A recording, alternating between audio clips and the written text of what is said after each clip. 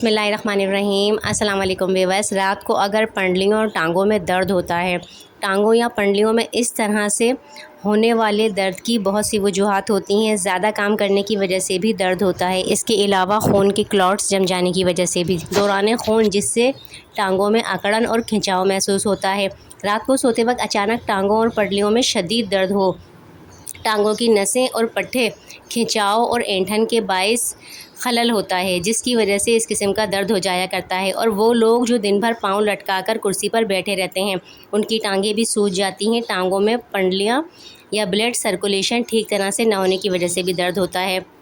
تو کئی لوگوں کے کام کی نوعیت ایسی ہوتی ہے کہ انہیں دن بھر ایک ہی جگہ کھڑے رہنا پڑتا ہے، جس کی وجہ سے بھی پاؤں میں درد ہوتا ہے، ٹانگوں اور پنڈلیوں میں سوجن آ جاتی ہے اور درد ہونے لگتا ہے۔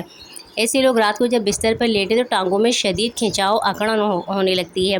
تو پانی کم پیتے ہیں تو سب سے پہلے تو پانی کا جو استعمال ہے زیادہ سے زیادہ کریں۔ تو ٹانگوں کے اور پنڈلیوں کے درد کے لیے دو چیزیں چاہیے، جن میں ایک ہے میتھی دانہ، دوسری ہے السی۔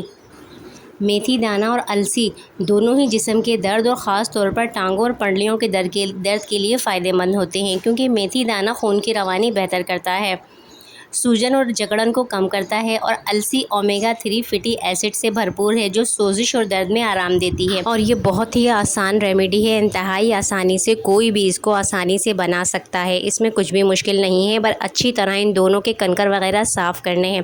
ان میں اگر ڈسٹ وغیرہ ہو تھوڑی بہت جو ان چیزوں میں ہوتی ہے، اسے اچھی طرح جھاڑ کے صاف کرنا ہے، کنکر چن لینے ہیں، صفائی کرنا بہت ضروری ہوتا ہے۔ اس طرح جو بھی سامان لینا ہو کسی اچھی جگہ، اچھے پنسار اسٹور سے لیں تاکہ صاف ستھرا اچھا سامان ملے۔ تو اس لیے میتھی دانہ اور السی کے بیج دونوں برابر وزن کے لیں، جیسے 20 گرام میتھی دانہ، 20 گرام السی، ان دونوں کو برابر وزن میں لے کر ہلکا سا بھونیں پہلے، تاکہ ان کی جو ایک مہک ہے وہ کم ہو جائے، لیکن جلنے نہیں دینا ہے ورنہ پھر یہ خراب ہو جائے گا۔ ہلکا سا بھون کے انہیں باریک گرائنڈر کر لیں۔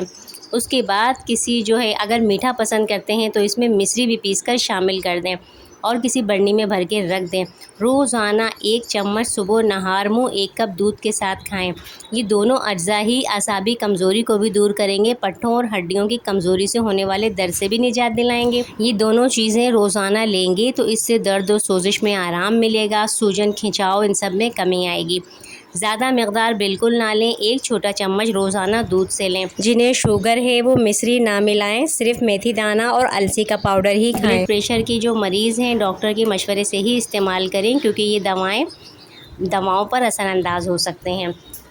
تو اس کے علاوہ پانی کا زیادہ استعمال کریں، روزانہ واک ضرور کریں تاکہ خون کی جو دوران خون ہے اس کی گردش تیز ہو۔